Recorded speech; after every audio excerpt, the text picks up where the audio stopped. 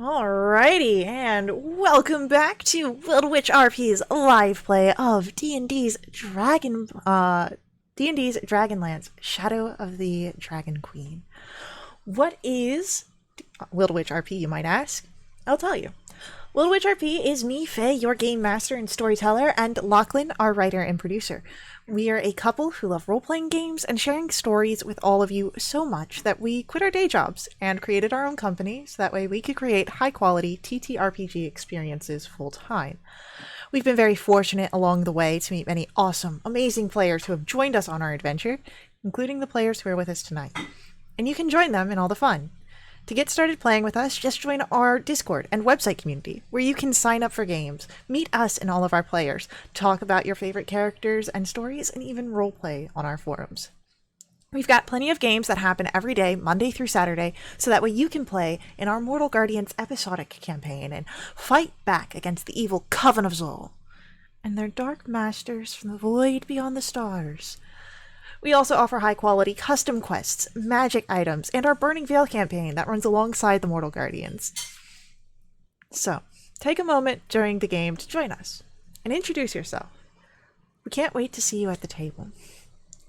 Now, speaking of the table, let's get started with tonight's game. We last left off our heroes in Castle Kalaman. You had just received your quarters in the morning, and not only that, but you had received a visit from Derrit, your friend, who has gotten his own position and lodgings here within Castle Kalaman. He's explained to you that he is acting as envoy for Vendri and your group to keep the connections concise and clear instead of all sorts of military and other governance ladders to be walked. But Derrit has left, and the day is still young, and yours to explore the bustling and lively city around you. You had seen a few interesting locales on your brief walks, and some of you have been here long enough to know the interesting places already. But it is now your own day, should you choose to head out and maybe find trouble, maybe find something else. You're unsure in this moment. Definitely not looking for trouble. Maybe trouble finds us? Maybe trouble finds you. But I ask, what would you like to do here in this morning? So Garrett brought us pies that we tried to eat, so we're kind of theoretically satiated, correct? Yeah, as long as you're not a super picky eater, you've had a filling meal. Hey, I mean, I'm not picky, it's just, it doesn't sit well. There's a difference, I swear. I need the moss off of a log if, it's gonna sustain me. But I don't see any logs around here. So, do you have any... Well, I know someone has an idea of where they want to go. Oh, hell yeah. I mean, Rhubarb wants to go to Wyans and see what this place is all about. Yeah, easy enough. Do you want to invite your companions to go with you? Sure. I'm gonna go head down to that apothecary's. Is that what they were? Apothecary? Yeah, they're an apothecary. Yeah. Let's see if I can pick up some supplies. It looks like it's gonna get a little dangerous around here, most likely, and I just want to make sure I'm prepared to, you know, keep you guys alive after you run in and get stabbed by some of those nasty dragon creatures.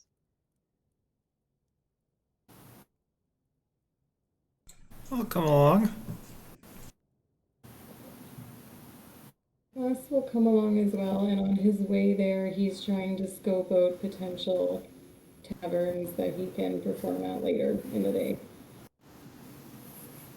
Yeah, as you are doing that, just go ahead, roll for me, perception or investigation as you're walking around.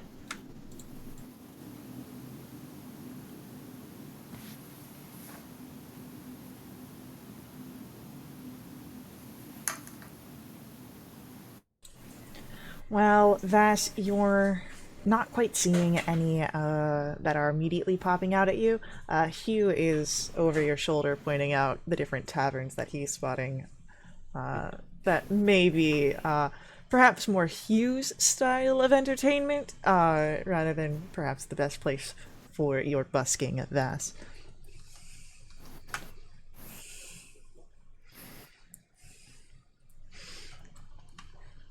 But let's get some streets.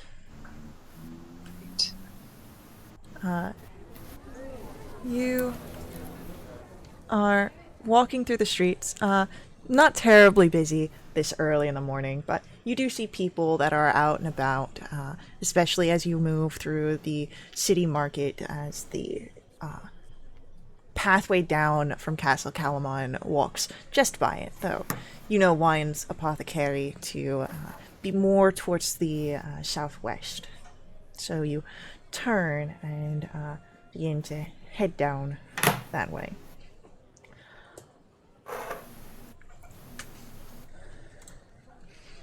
think Rue's pretty much on a mission to go to this shop, but I am a little curious, like, if people kind of pay us any extra attention now that these two like have their kind of like city guard or whatever their military uniforms are.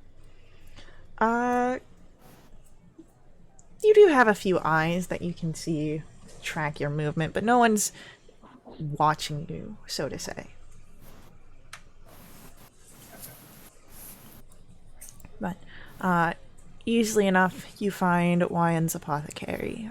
There are foggy windows obscuring what looks to be a selection of charms and occult trappings that are for sale.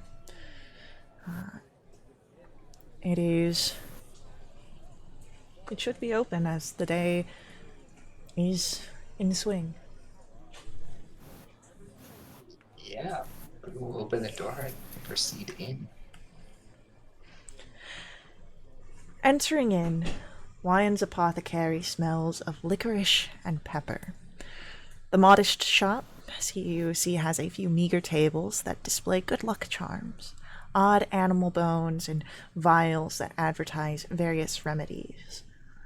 At the rear of the shop, there is a human woman with raven hair and a dark dress with feathered wing-like sleeves. She stands behind a counter heaped with open books.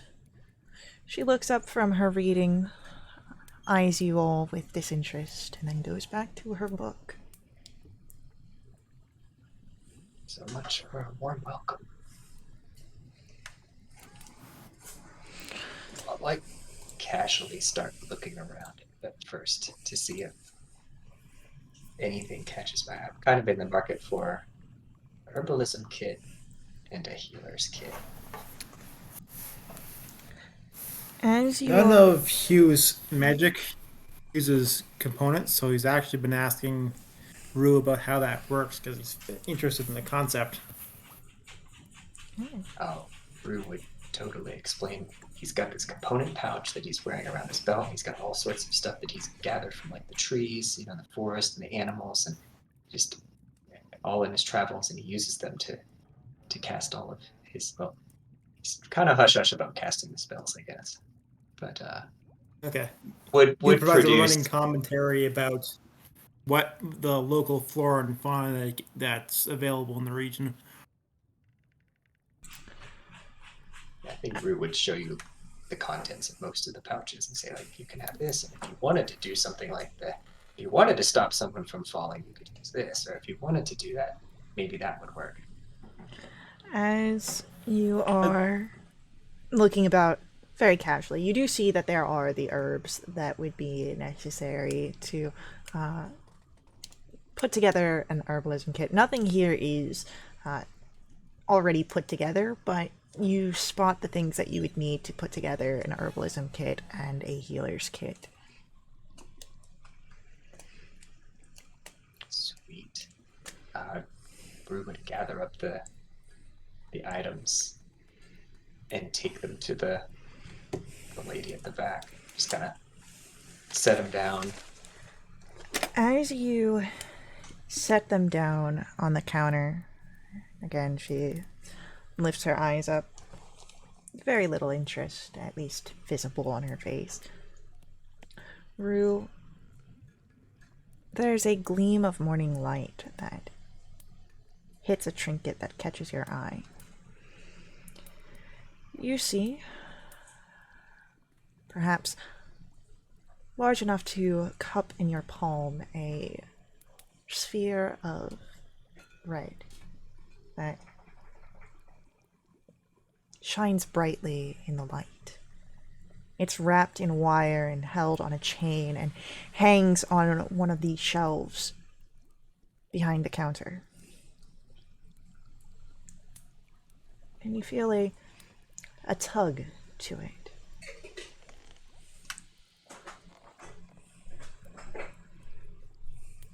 What is this we have? Pam? What's that sphere that you have? I assume this is like behind the counter, you said? Yeah, it's behind the counter, and she looks over. And there is something quite esoteric. You don't see it every day. And she just looks over at it.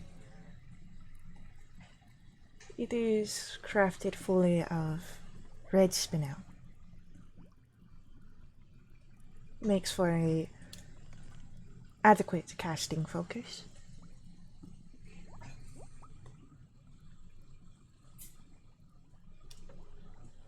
I don't know if Rue's like heard of casting foci before, because he's always using components. He's intrigued. Like a casting focus? What do you mean by that? You perhaps may not be aware. It is something for mages. It makes the process for casting a spell more fluid, replacing what would normally be components. Rue kind of like fiddles with the component pouch around his waist. That certainly sounds interesting. It's just mighty pretty on its own, too. If you admire things that are red,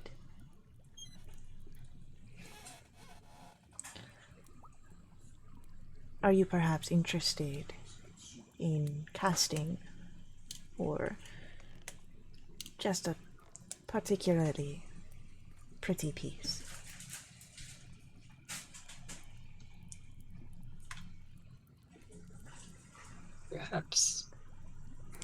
Perhaps a little bit of both.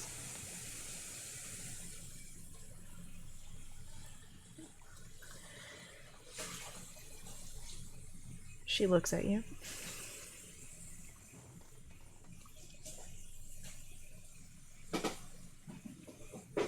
I would then highly suggest a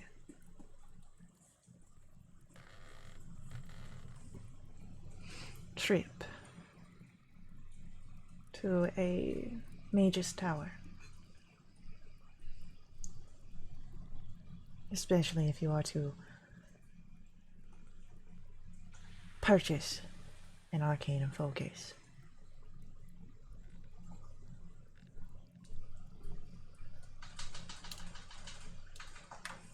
I've heard of that long before.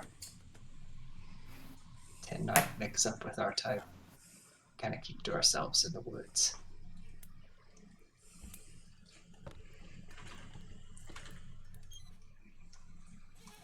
But I think out here, they have more of a presence. Indeed, they do.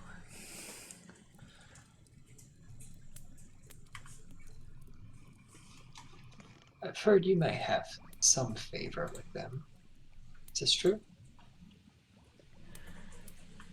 I am well acquainted and in favor, though I keep to my own most days.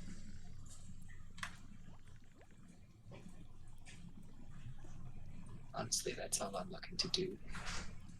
For the most part, is keep to my own and avoid meddling The best way, with mages. the best way that I have found to avoid the meddling of figures is to give them just enough of what they want. Complete your test. Choose a faction, and that is enough.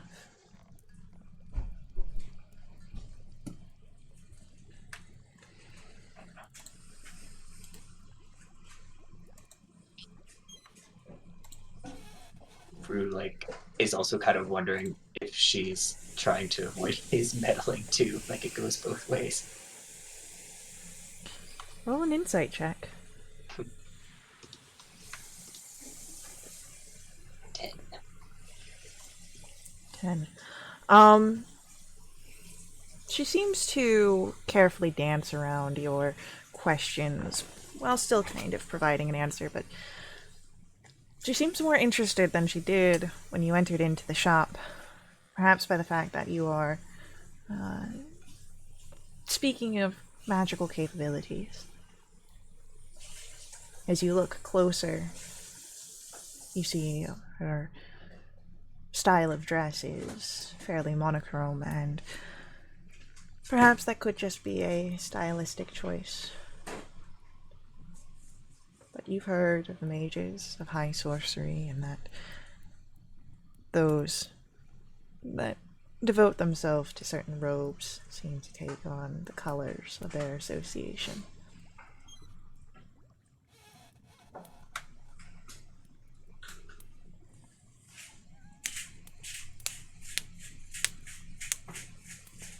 How much for the red orb? If it's for sale.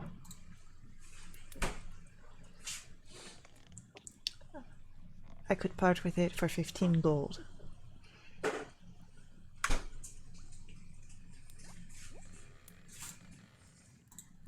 Rue does not have that much money right now, which is probably good. Understood. I might take you up on that in the future, but for now, I think all I might be able to afford is what we have here on this counter, though I might be a little short. I don't know what your prices are. For the healer's kit setup, you'd be looking at 4 gold pieces. And for the herbalism kit,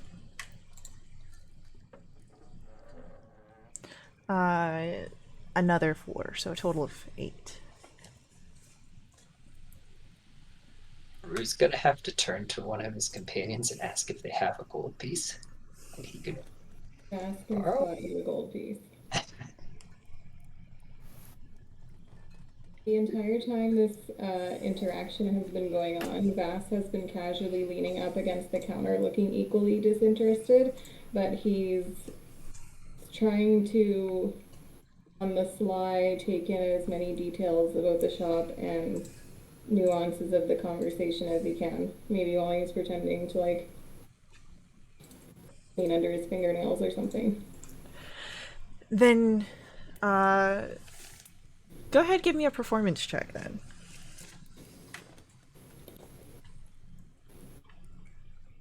Yeah, you're acting casual. No one's really picking up on the fact of that you're listening in over this conversation. You're getting the same information that Rue is sort of picking up on, and you're looking around. From where you position, you can see, of course, all the more mundane and simple trinkets that are on sale on the main floor. A few more pricey pieces behind the counter, but with your understanding of the shape of the building and what you see out here, there's more. Perhaps storerooms in the back or a laboratory of some sort, but there's definitely more to see to this building than what is present.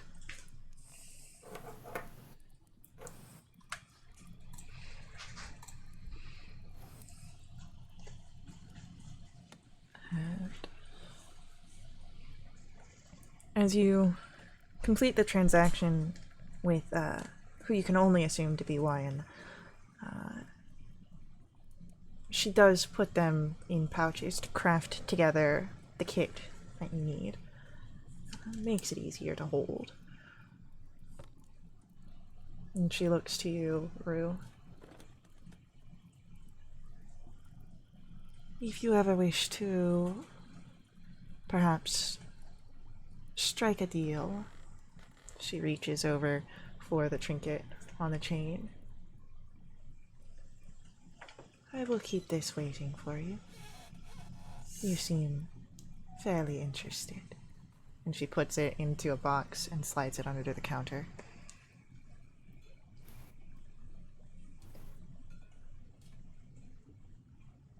But you do seem to be aware of her gaze.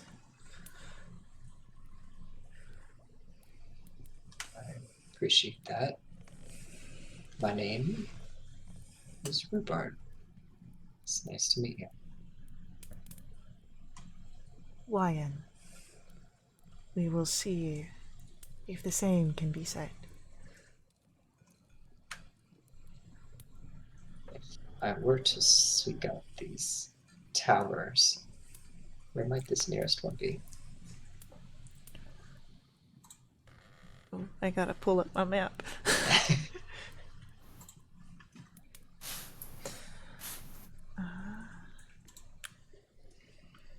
No big deal, it's just like half a continent away.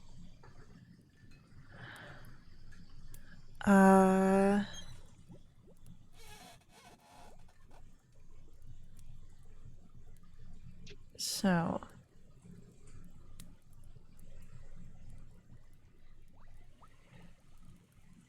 the Tower of Wayreth would be the one that is where I send you. There are two that remain standing here, but Palantis is cursed and empty.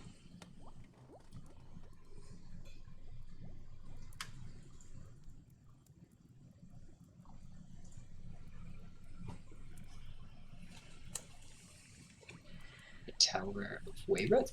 Wayreth, yeah. Okay.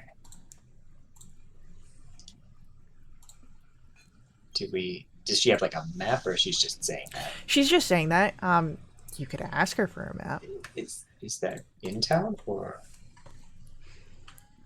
out in the countryside? Somewhere.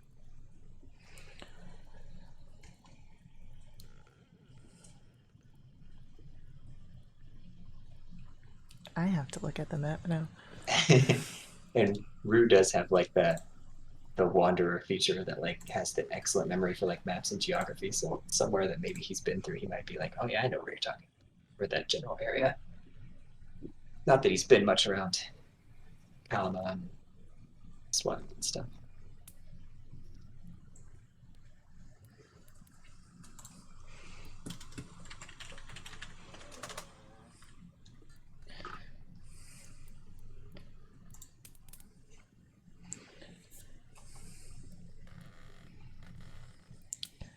Uh,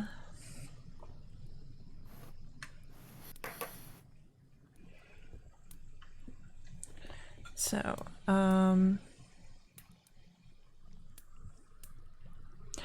she would point it out on a map. I don't have my map in front of me, so just will hand wave. She knows exactly where it's at, and would be able to point it out. There is a very ornate and decorated map on one of the walls, and she actually moves from behind the counter to point it out where Wayreth is. And she looks to you, Rue.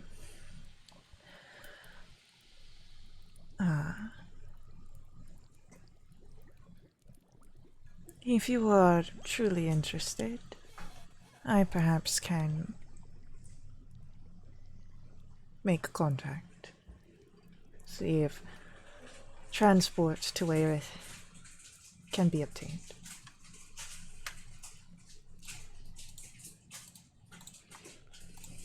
Certainly seems easier than walking.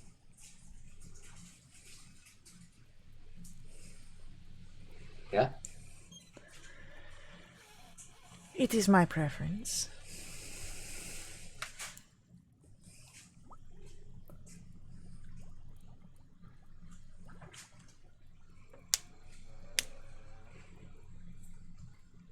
Yeah, he would nod in agreement, his white shock of hair on the top of his head kind of waving around in odd directions.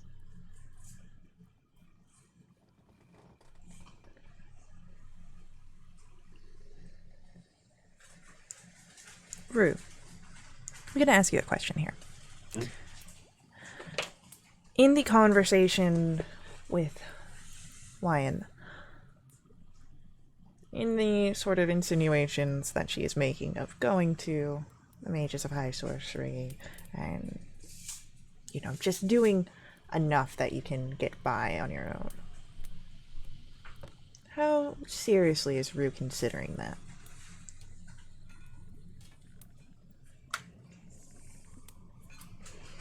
I think it's fairly serious because I think he doesn't want to get mixed up with the ruling powers here. He knows he's like outside of his forest, so he's not like on his turf, and so it's kind of like stranger in a strange land, and doesn't want to rock the boat too much, so he kind of wants to play by the rules. Okay. So,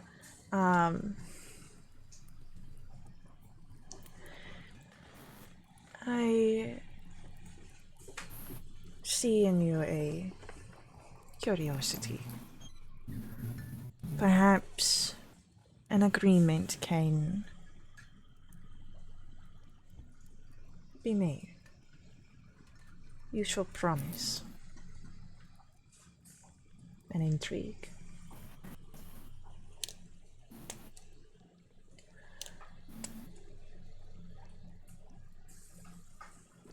And she pulls a paper out from underneath the counter, as well as a quill.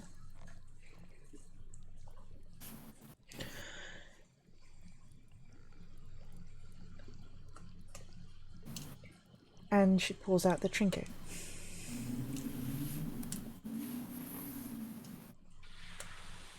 I want for you to write me a request for tutelage in the arcane arts, in your own hand. If you have any magical capabilities Include that as well.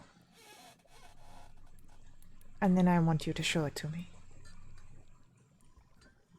Using these. And she puts the focus forward. If you can control it,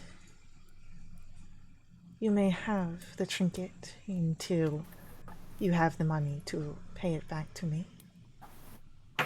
If you impress me, I will write a letter of recommendation to the tower myself for your capabilities and for your testing.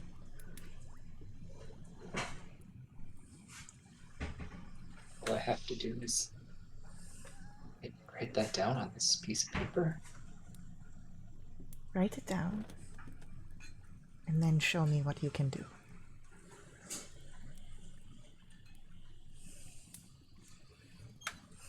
I don't even know if Rue is like very good at handwriting, but yeah, you would take the paper. Does she want me to do this now? Like this is. She seems to be asking for you to do this now. Oh my gosh, this is a heck of a shopping trip. Yeah, Rue tries to write as best he can. It might be kind of a mix of common and Solemnic in the text, as he does have a bit of a Solemnic accent, and maybe common wasn't completely his first language. It seems that that is no issue.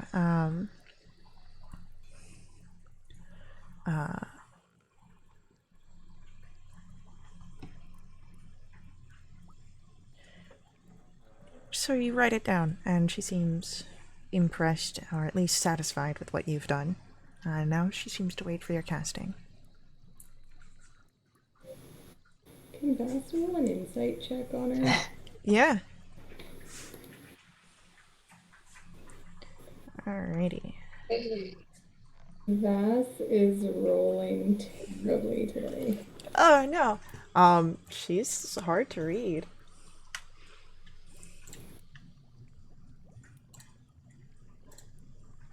She wants a demonstration, huh? She does want a demonstration. What would be a fun demonstration?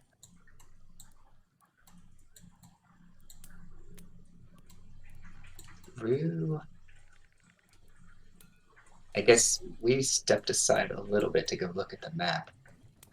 Rue is going to make a gesture toward Vass. And first, cast Minor Illusion to make it look like there's a spider crawling up his back and like up and over his shoulder and just kind of perched there looking out at Rue and Wyan. Vass is gonna need to make some kind of constitution check or something to see if he can stand there slightly petrified or if he jumps and yelps and, you know. Make me a wisdom save.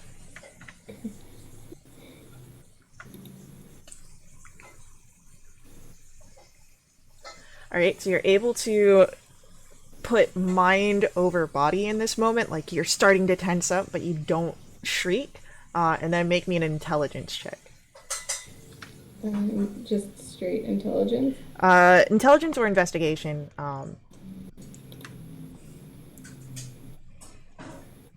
It's totally a real spider. Yeah, I'm sorry too. I realized Minor Illusion is like an object or a sound, so I'll use Silent Image to do that instead. Yeah. It's one of the spell slots. Yeah, no My worries. bad. So Vass is gonna try and appear to be calmly just kind of brushing it off his shoulder, and then is kind of like, wait, why isn't it going anywhere? It's When a really hardy spider just holding there. when Vass goes to like brush it away, Rue's gonna like make the illusion like move with his hand, and as it like flies off of his shoulder, Rue's gonna like when it hits the ground, Rue's gonna drop concentration, and then he's gonna cast web and fill the entire building just like full of spider webs. I want you to roll for me. Roll for me performance check to see your flair on this. And you can add your Arcana bonus. It's a dirty 20 before any bonus. Arcana bonus? You mean like my Yeah, whatever. casting proficiency? No. Because you're using magic, so it's augmenting your performance with the Arcana.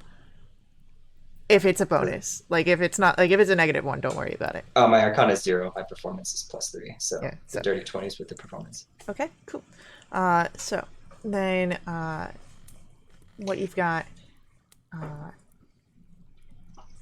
is a very impressed looking mage as she watches your display.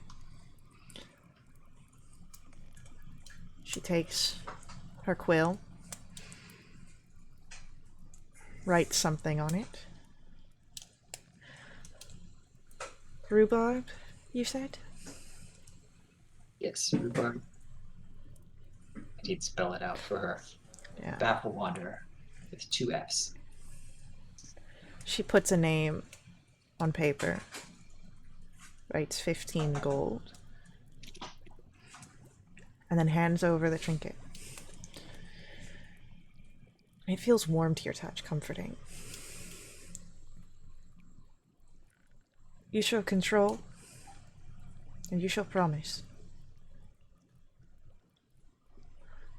And I would very greatly appreciate seeing you joining the ranks of the Towers. You may pay your 15 gold debt in a frame of time comfortable for you. But put that to good work. And I will reach out to you when I've heard back from the tower in Wayreth.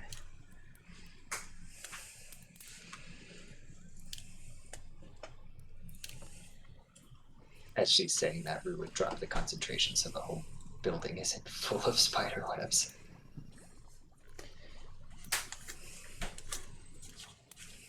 Alright. So,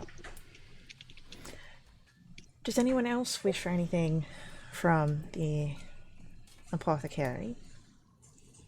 Or any information from Wyan?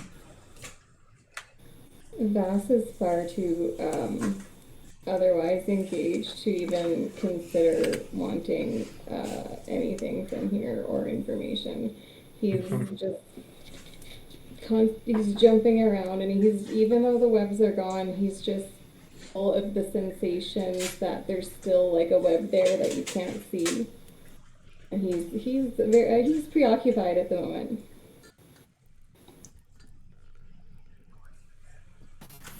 Hugh doesn't think this kind of magic stuff has any relevance in what he can do, so he's very interested in watching it, but doesn't want to participate in anything. Makes sense. Well then. As Wyan moves back behind her counter, she no longer picks up the books that she was reading before, and seems to have less disinterest as she begins to write. But it seems that her interest in your group has faded for the time. Victoria, you would know that the other three had gone out to Wyan's apothecary, and can easily find it in that time if you are wanting to rejoin with your companions. Sure. Okay. So, it's at this point that you'd be entering in and seeing the three of them, thus a bit afraid of what looks to be nothing as you enter into the fairly typical looking apothecary shop. It smells of licorice and pepper as you enter in, has knickknacks, good luck charms, vials that seem to be different remedies, and other small trinkets and what could be used and useful in someone's life if they were more esoteric or superstitious. All right. Oh, I caught up to you guys. That's good. You're still here. What's going on, guys?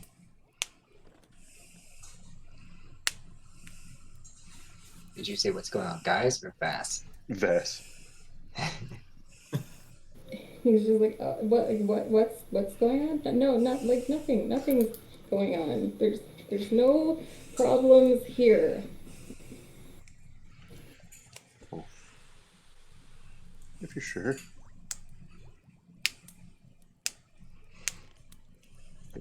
Tori's looking at the others like, what, festive drinking? What's going on here?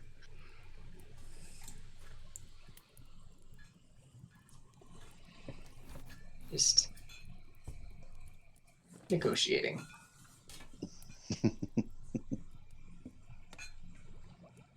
But I did pick up some things that can hopefully keep you alive should you fall on the battlefield. Oh, that's a terrible thing to say, Rue. He's just being like bluntly honest. Yeah, I've seen the way that you three all just rush into combat with little thought and just all action. Wow. That's gonna catch up to you one of these days. You need to be prepared. There we go. So, Hey, So where to next? What's the plan? what is the plan? What is the plan? The day is yours. Bruce got a lot to think about now, so he's kind of like, he's got a trinket, he's got all these new toys, he's got this whole thing that just happened with this mage lady. He's kind of a little shell-shocked, I think.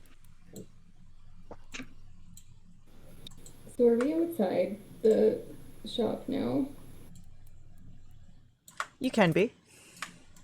Once we're out of the shop, Vass is gonna kind of put his hands on his hips and look kind of askance at Rue and be like, "Hey, like, what's going on, man? Why'd you do that after I spotted you that gold piece?" I mean, I had to make it believable and, show my power. Like, I couldn't just do something halfway, not impress her. I mean, Oh, what did I miss? seems like someone here might be a little afraid of spiders. Cool, man. I spotted you that gold piece. And I spotted that you were afraid of spiders the instant that I met you. Rue would like rummage through his pack and see if there's like something that he can give to Bass that's worth a gold. Like, if it means that much to you. You have something that'll stop my heart from fibrillating?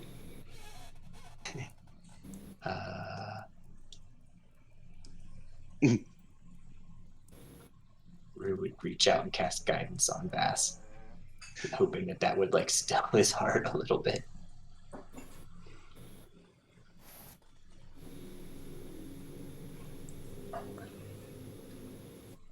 But I doubt that it would work.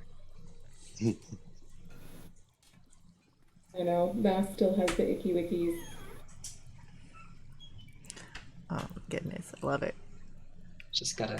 You gotta say, Bass, that your spellcasting ability might not go unnoticed either, so just be careful who you're summoning your spectral hands around.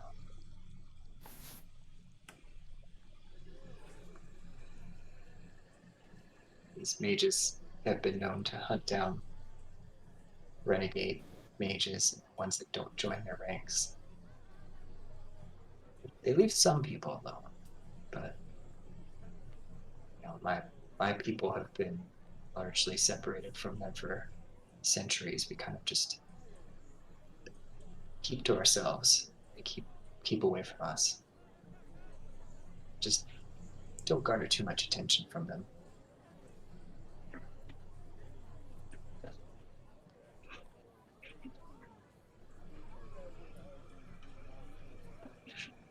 Vass would probably say let them come, but then he'll be silently stewing on what that means and how he's going to take that into consideration moving forward.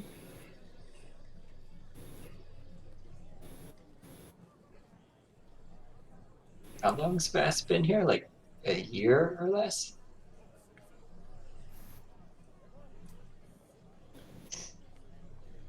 Unconfirmed. Indeterminate amount of time. Understood. All right, and then I just put something in the campaign chat for your reference, Rue. Oh, nice. So, Sorry, I was just catching up on chat. I was engrossed in my stuff. no worries. Have you tried closing the window and reopening it? It's like, have you rebooted your computer? Right? So, yeah.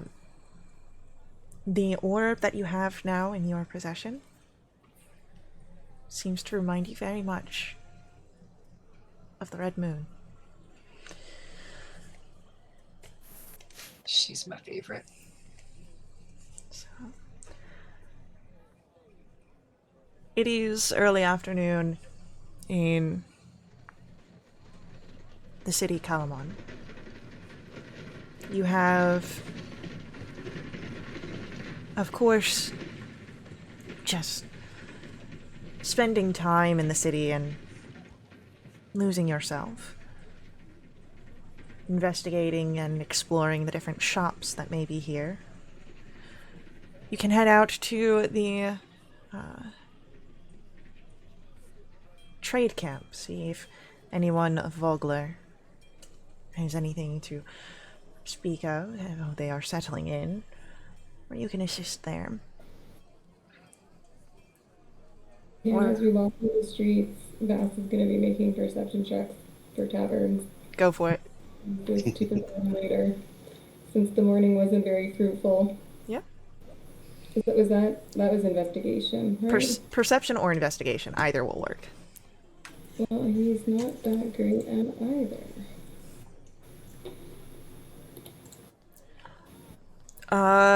Yeah, as you're looking around, you have one of the smaller but still large taverns, so kind of in that area. The Last Fiddle. Looks like they've got openings this evening that you could probably try and squeeze in and snatch one up. Oh, Vass knows exactly what he's going to play at that tavern. Okay. So, you can, seeing that they have openings for performers this evening, as you're passing by, if you'd like to stop in and secure your spot, easily enough done. Absolutely. All right. So, Vass has secured a spot at the Last Fiddle for later on this evening. You've gotten the twilight spot, so just after the dinner rush, but before everything gets too heavy for the night. So, fairly decent crowd you're expecting of people that are still drinking off their meals, and people who may be wandering in for some late night drinks and starting that process early.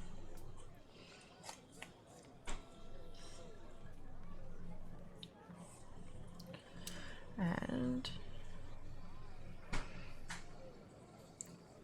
anyone else doing anything here in this day? Anything that you would like to do? I think Victoria would swing by, make sure the people of Vogler are getting on and no one's been left behind, but also maybe search around like the area where they're being resettled to see if there were. So I think there was mention that they had taken some people in from other towns that this had happened to. So there have been other people that come. Not terribly much. Vogler is the largest community. Everything else has been like small, like 1 to 2 families. Right, and they said, yeah. So, most of the people in the trade camps are just traders and merchants and other people who can't find housing within the city proper. Right. And then you have the refugees of Vogler that are here as well. Okay. Yeah, Victoria, you can spend a good amount of time there to help settle in. Most of them are doing fine with their settling in process, as fine as can be.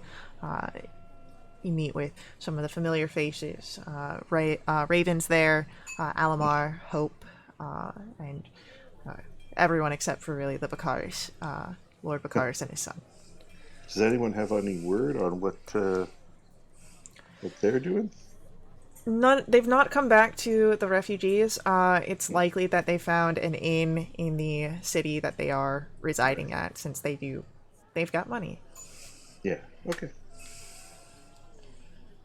That's all. She's just generally helping out, Easy enough done. making sure someone representing the knight stays visible. Yeah.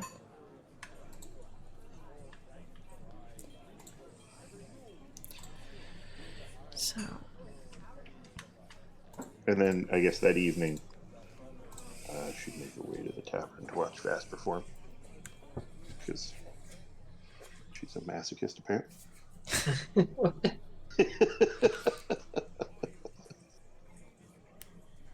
Bass got a 15 performance check while you were away, which I think's pretty good.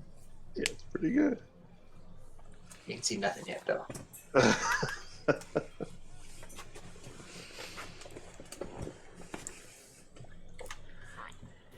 I think that Rue would also go over to Vogler. I don't know if everybody was going, but he's kind of curious how people are settling in over there. yeah, no, easy enough to head over to the Vogler area. And much like with Victoria, everyone's settling in fine, or at least fine as they can be. Where there is need for help, of course, you are able to put yours forward. But the day, if there is no other very specific things to catch, the day does pass by, and Vass, your performance draws closer. Anyone who wishes to be at the tavern for Vash's performance, you are there. You are aware of the time that it is starting. And Vass, you are taking the stage. It is a decent crowd that you have here. Some people have, as you were here early, to be prepared for taking the stage. Some people have left over the hours. But there are perhaps maybe 2/3 of a tavern full here as you take to the stage. Most people are talking about amongst themselves, waiting for the next performer. What song are you performing? Vass is going to do a lute cover of Devil Went Down to Tribor. I love it. He's just gonna play into it. Go for it. Let's get that performance check. Oh my god. I wish I had inspiration. Oh, This is so disappointing. Is it possible for me to donate my inspiration to Vass? oh yeah, you can always use your inspiration for another character. I will, this is on me, I totally forgot. We did start a new chapter, which means you all would have, if you do not have an inspiration, would have had one to start. Okay. So, Okay, well he's cashing his in now. okay. Oh my god. It was on a 20! It was on a 20! Oh no! Well, 15's good. It's better than a 9. Yeah. Let us get some yeah, as you begin the it's a little shaky when you begin, but you've played in Kalaman before. You dive right into it, and the crowd seems interested. Perhaps not raving like you would like, but the people that are here definitely seem to agree with it. Some start tipping gold into the hat, and do you continue your set for any additional songs?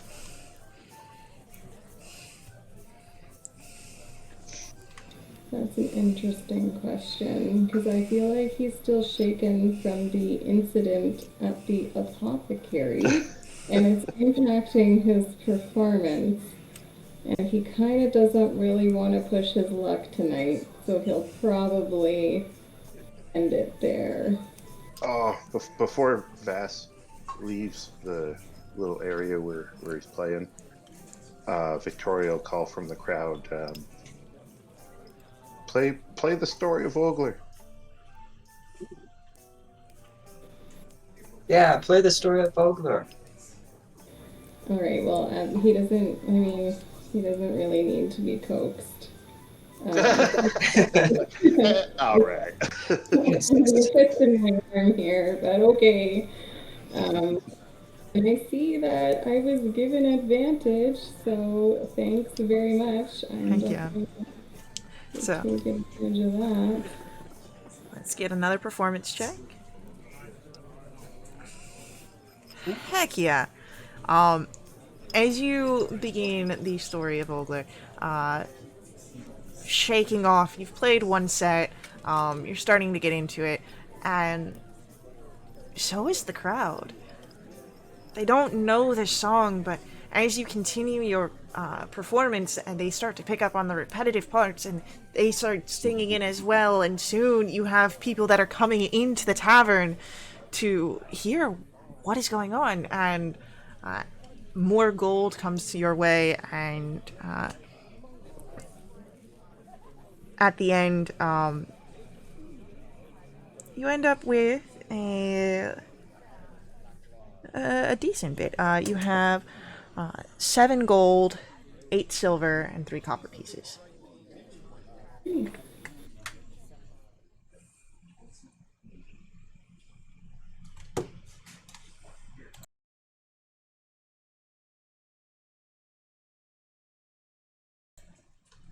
Alright, come on, don't be like this, Sirenscape.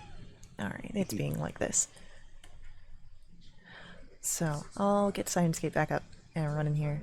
And, oh, come on. What are you guys, do you do anything else in the evening?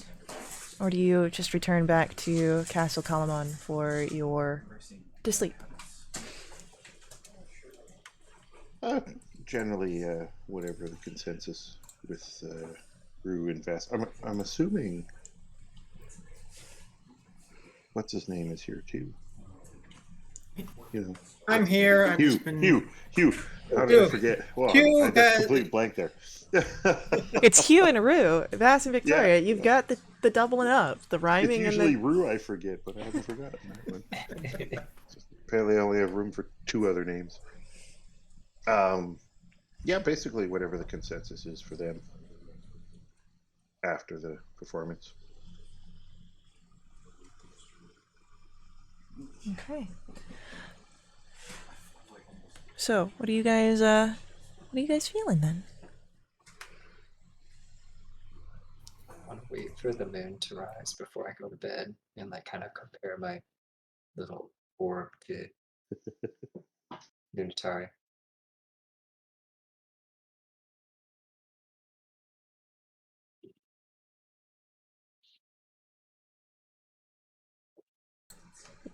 Yeah, easy enough. So, if you're done on the city streets for the evening and you return back, Rue, as your bed is set up next to the window, you have a clear visual of Lunatari. She is in her waning phase and only about half full, but as you bring your sphere up, you can almost place it right in the sky next to her. And the light catches, much like it did earlier this day, and it gleams, sending red through the open area that you have claimed as your space. The rest of you, as you return to your rooms for whatever nighttime, evening routines, it is, well, for Vass and Victoria, unremarkable. Your rooms are your own until, and while they are base right now, you have time, and if you find anything else upon your travels to decorate them, your rooms are your own to decorate, design in your way. Bash, Victoria, do you do anything in your as you bed down for the evening? Is there a bathhouse or a room in the castle? Yes, there would be bathing areas within the castle. Vass is going to take the hottest bath that he can withstand just to make sure all of the spider webs are gone. Easily done.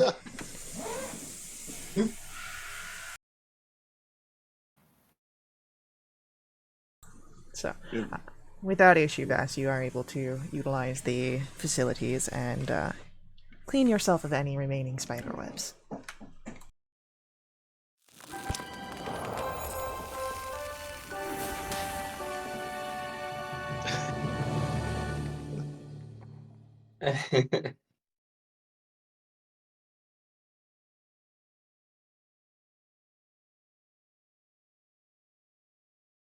She has her nightly ritual of just like upkeep on her gear and everything. Her room is very it's very it's almost just like a cell. It's just like simple bed, no decoration. So maybe like an armor stand if she can swipe one somewhere. Darrett, while you guys were away, has gotten you an armor stand. Haha. Nice. And He's where she working just, on like, the weapon stand, but he's gotten you the armor. awesome. So she just takes care of her gear, and then she's probably gonna spend some time thinking on the amulet of Paladine, and she'll also have that odd shoulder pad she wears next to her. Like her door's open. She's kind of probably just sitting either on the bed or on the floor, leaning against the bed. Okay. So you'd be able to see when Vass would return and clock that, but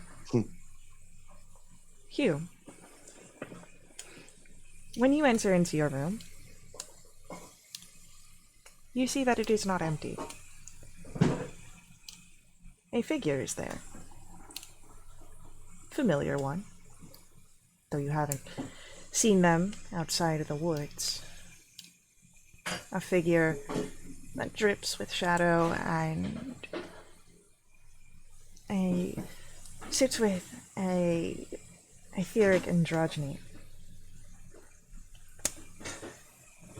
This is the spirit that had reached out to you in the woods outside your home. The one that has seemingly imparted upon you some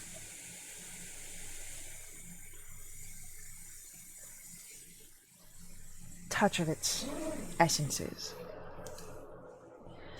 The name that they gave you, Arenberg. Sorry, could you say that again? The name that they gave you was Arenberg, Ehrenberg. and I can get a spelling for you. Okay, good. Hugh looks at Ehrenberg warily, like, not unwelcomely, but he's a bit surprised and curious why he's here. He has a healthy respect for Ehrenberg's power, so his hand is not far from his steel. I was not expecting you. That was quite the point. And he makes eye contact with where your hand is near your steel.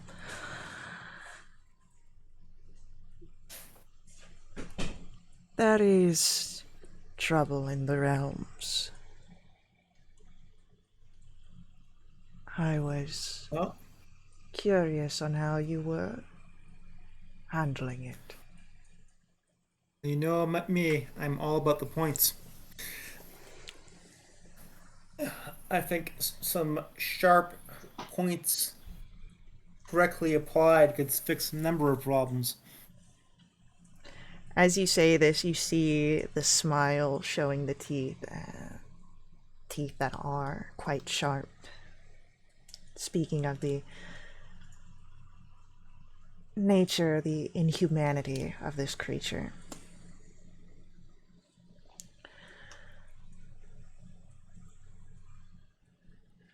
I was just,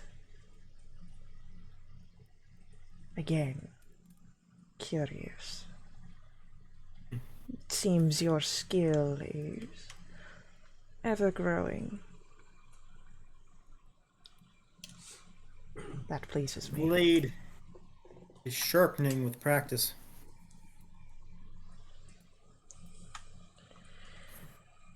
Just be mindful to not break the blade. Tools are only useful when they can be properly applied.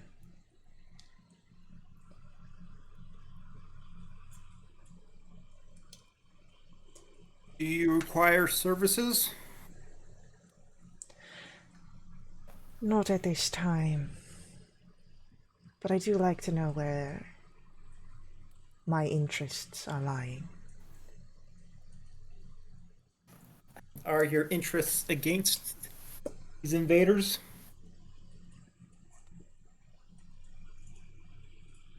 You tell me, young Dever.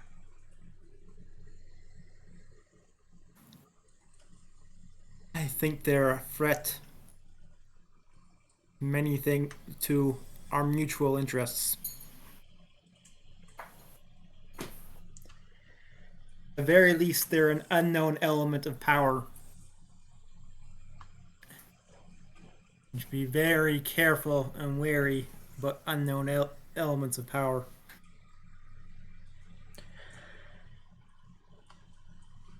We did not send off interfering knights from the forest to have them subjected to an even larger interference.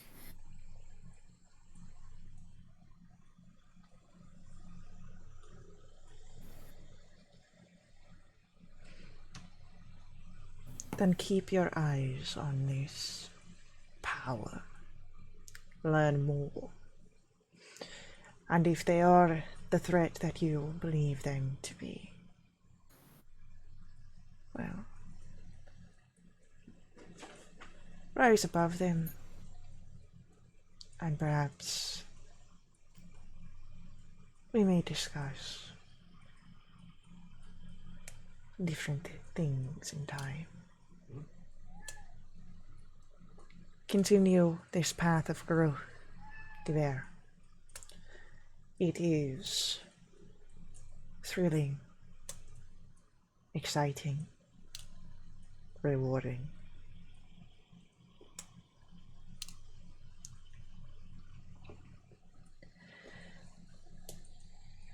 And with that, the figure shifts.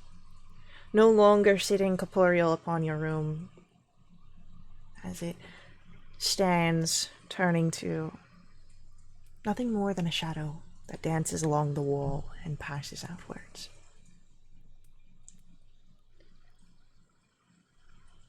And then passing, he says, "Oh, the cinnamon scent is very nice."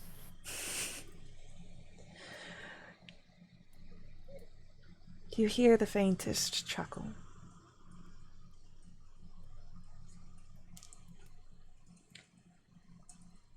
As the shadow passes through the main hall, it passes over a cot with a gnome, and for a moment, Rue, you feel a chill as the shadow pauses. You look to the sky, noticing this, and there are no clouds, nothing to mar the light of Lunatari or her sisters. But then the shadow is gone. But you still feel it lingering.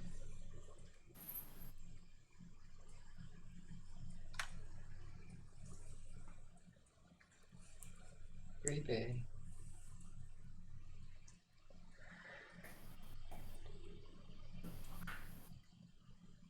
Sleep comes to you all. And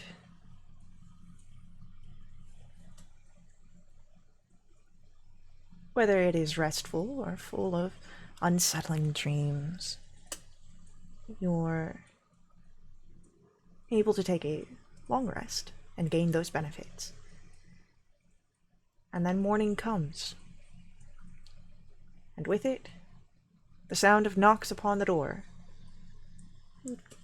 Quick but standard rapping, and the voice of your perhaps friend, definite ally, Darrett. Great. Good morning. I've got pies. Come in, Dad. Oh, It's already awake. you should know better than to knock. You're gonna wake up fast. Well, Vass needs to be awake, unfortunately. As he enters in and starts handing out pies to the people that are present and awake. You're gonna make Rue fat. You keep feeding him these. Let's try this again. Uh, Oh boy. This one is more, it is a heavier bread, perhaps made with a more full meal than the finer flours, and the pastry isn't as flaky. It's filled with a mix of onion and sausage, breakfast gravy, so not as heavy to sit down. It's a breakfast pie. I think I'm getting used to this a little bit. Not as good as the ones from that competition. The competition where they bribed everyone to give you the good pies.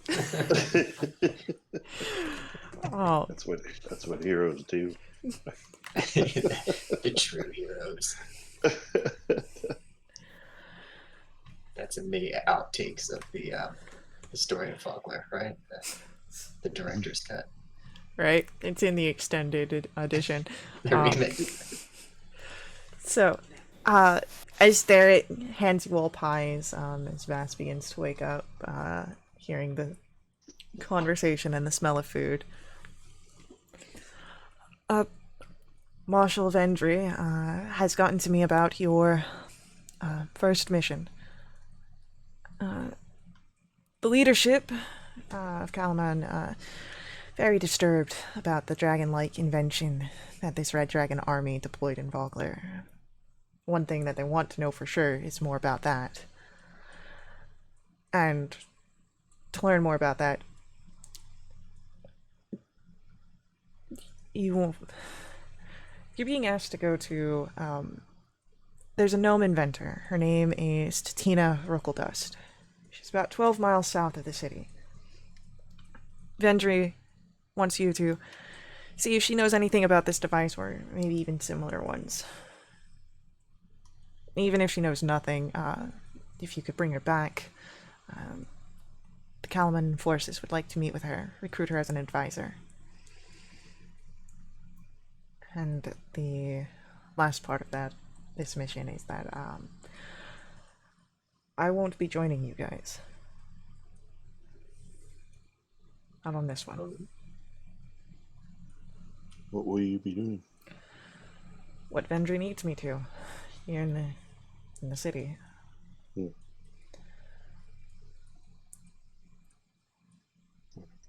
All right.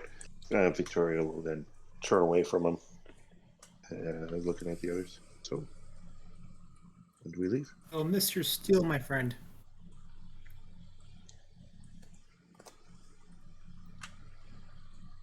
Does she have a choice in the matter of coming back to us? Yes, she does.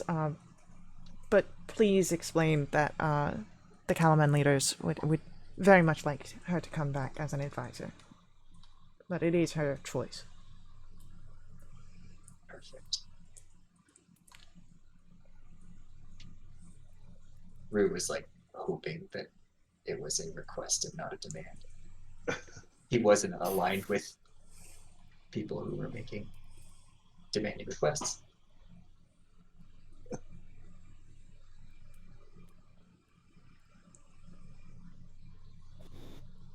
Vass is still half asleep, so what is the device that we need to ask the gnome about?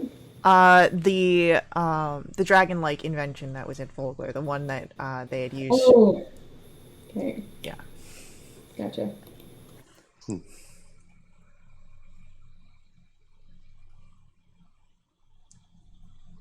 All right. Well, whenever you do, you have. Should turn back to Derek. Do you have a map or Oh a yes, description of how to get to her place? he Show me on the map. I can get us there. he begins to give the directions. If you have a map, which you would, I would say it's easy enough to acquire one. Very simply, you can follow his directions from the city along the map to where her home would be. Perfect. All right then. Q, do you think you can find it? Maybe. I think you... Maybe. I can try. I can't guarantee anything, but I can try. That's all we can Wonderful. ask you. And then Victoria will turn to Vass and say, "Well, I guess we're waiting on you."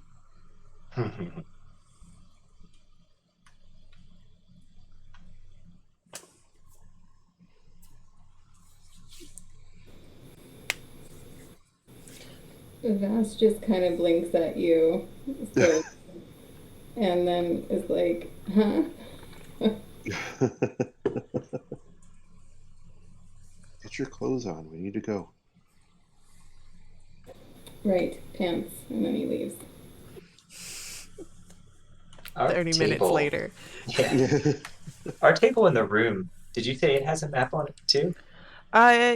Sure. Yeah, we'll say Okay, that's I got a think map. it did. Yeah, I think, thought like- that might have been in the description. Yeah. Wasn't it? I Yeah, think, I think- we'll say for sure. If not, it's easy enough to acquire one. They've got like a whole warehouse full of them, I'm sure. Gift shop full of maps. Yeah, gift shop maps. It's got the waffles from Bolt. I think Rue would probably spend a little time like looking over the map at the table and like looking where like the towers like Wyeth or whatever, and just getting a better idea of the continent that he's on now that he has this map and can study it more.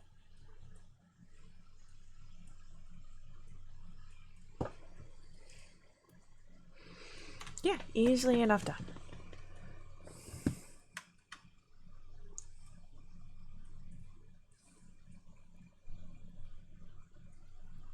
Well, mine sounds like a bit of a distance. Do we do that on foot, or can we borrow some horses maybe? Or take a boat, maybe? I don't know. I guess if it's south of the city, we can't, right? The river is east-west, is it? Or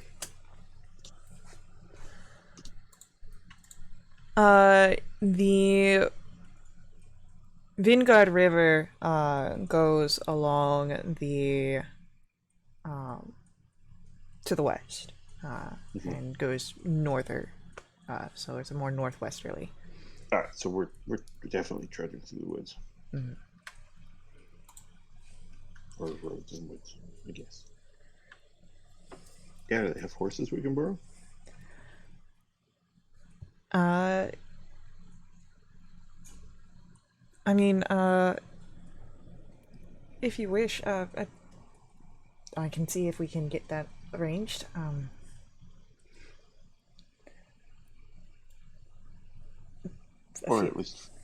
Or at least keep it in mind for next time. I'll definitely see about if we can arrange that for next time.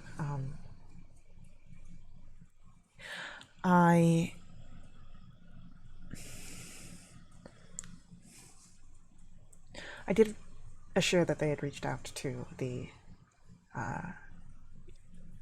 knights. Oh, They should. well, I'd appreciate hearing whatever the word is that is returned.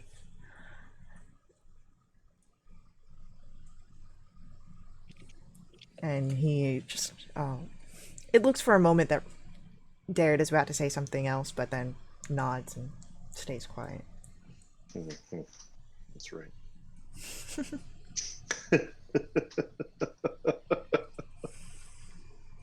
Okay. So, when you are ready, you are able to set out and make your way through the travel through the hinterlands.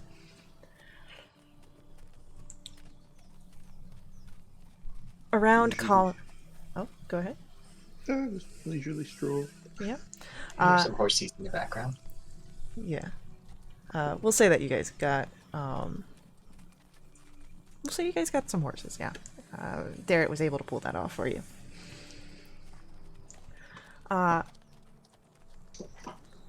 So you around Kalaman consists of open fields, rolling hills, and the scattered wood. To the south, you see rise the Dargard Mountains, constantly cloaked in dark clouds, that often spread gloom across the surrounding lands.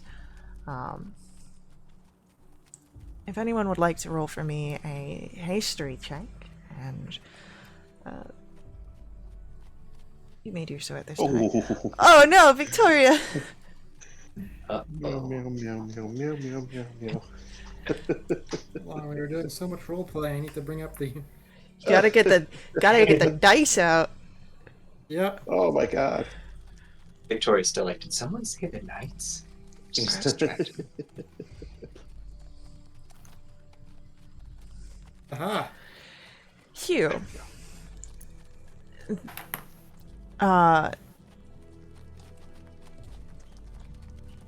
You know that Nightland, the Slomnik province, encompasses both the Dargard Mountains and Kalaman.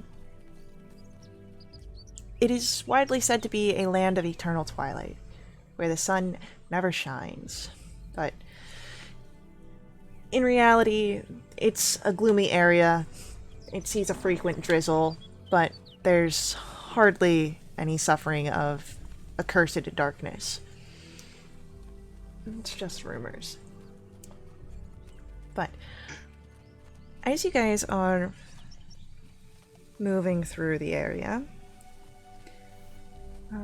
let's see what happens on your travels. Passing along the road a few hours into your travel, you see a traveler walking, coming across your path, Kender.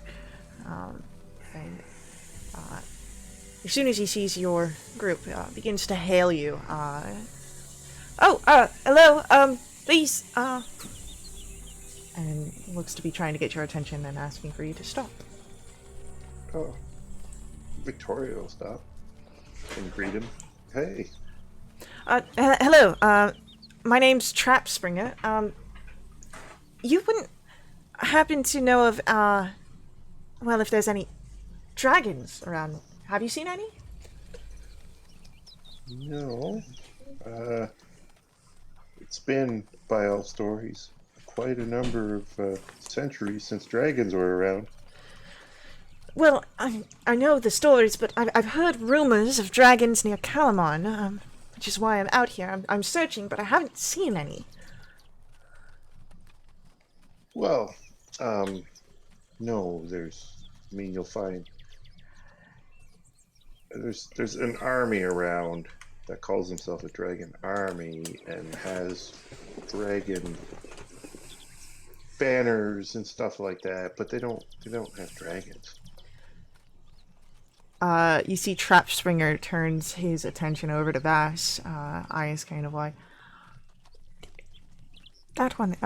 Excuse me, sir, you wouldn't happen to be of dragon blood, would you? Perfect. Bass just stares at him and sighs. And he's like, no. No, I don't. You see, like, the wide eyes kind of dim a little bit, his shoulders slump. Well, I'll continue my search. Thank you so much for your time. And if you see any dragons, just well, you probably can't reach to me. But just keep your eye out. The room is all around. And he starts making his way.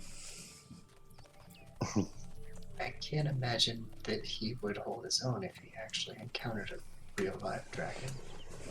Oh, Kender will surprise you. Oh, was he Kender? Yeah, he was I Kender. missed that part. That explains it.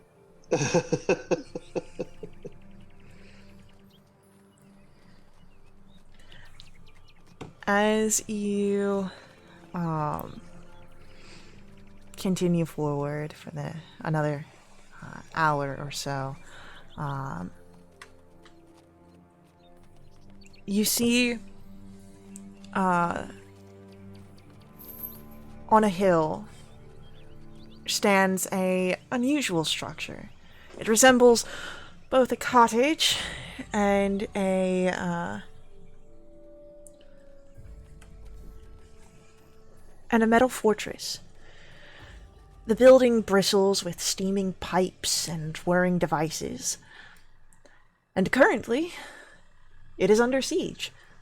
Amid clanging metal contraptions, goblins try to breach the structure, impeded by gadgets that spin, snap, and thrash in the yard.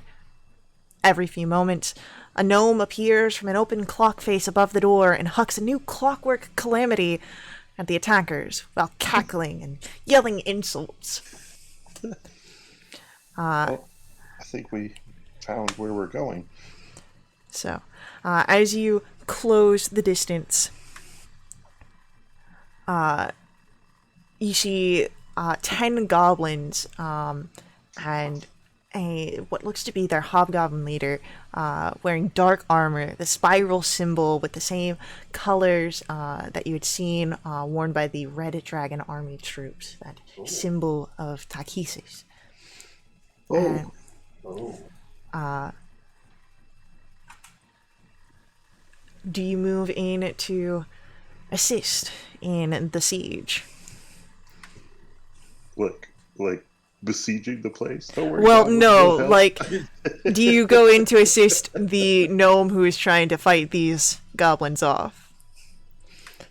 Okay, yeah, not wanting to drag my companions in to a dangerous situation before. Like, Victoria obviously is going to go, but she'll look at her companions and say, Hugh is ready to follow your lead. Oh. Itching for a fight. okay, the other two? What was I saying about you guys all rushing in and finding trouble? Stopped myself from rushing in. Vess? I'm in. Okay. All right. Well, if you hang back, Rue, we'll try and make sure none of them get to you. Alright. So, we are going to, as you guys rush in then, please roll for me initiatives.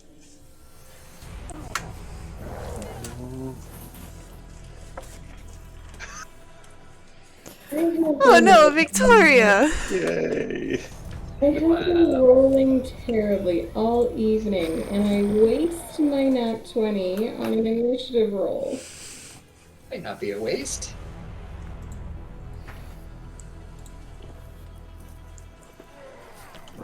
Get them all while they're still clumped up. Right? So it'll be Vash. It'll be then Hugh. Our goblins. Their leader. Rhubarb. And Victoria. So, it is that, again, there are 10 goblins that you see present, as well as standing away from this, their leader, and amidst all the fighting, clockwork contraptions upon the battlefield. And I guess what sort of area do the 10 goblins cover, and how far away is the leader from the minions? The leader stands about maybe 20 feet away, very much not enough to be 20 feet away from the edge of battle, enough to be out of the way of their shenanigans. The goblins all sort of take up the front of the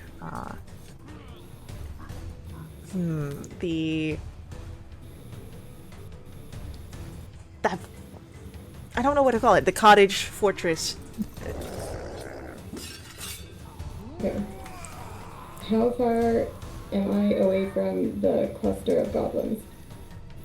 I'll say that as you guys, because you guys are rushing up, when you guys enter into the initiative, you're about 10 feet away. Oh, we're right there. Well, you guys ran up into it, so, like, that's why you rolled initiative, because you're getting into that danger zone. Okay, well, Vass will run up along their flank, and how many can he get in a 15-foot cone? Rushing up in the right way, you can get 4 of them in a 15-foot cone. Oh, fabulous. Vass is going to use one of his ancestry features and do a 2nd level Burning Hands. Ooh, heck yeah. Nice. So that's a Dex 13.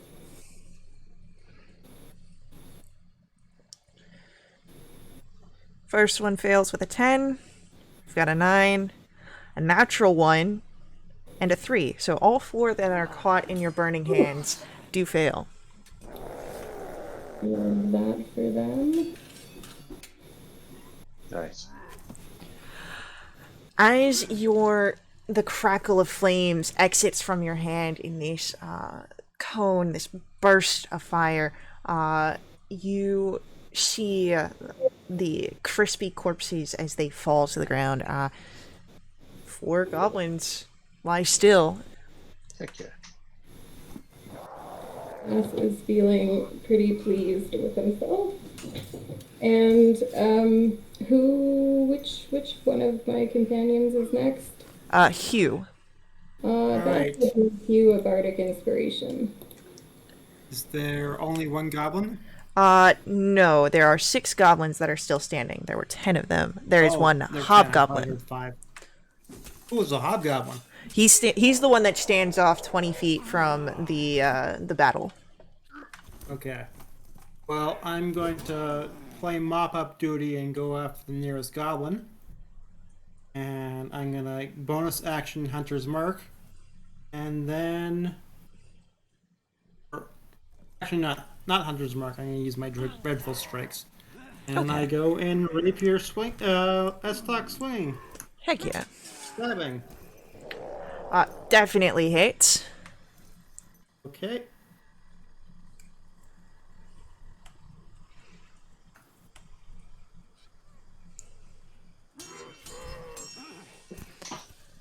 What? You just rolled 2 1s. Oh, no. Well, I still have that +6, so it's 8 damage. Alrighty, so. Heck yeah. 8 damage into this goblin. Still seems to be on his feet. Snarls at you. Looks ready to fight. Anything else from you, Hugh? That was all I can do. Alright. It is now our goblins go. And the one in front of Hugh is going to...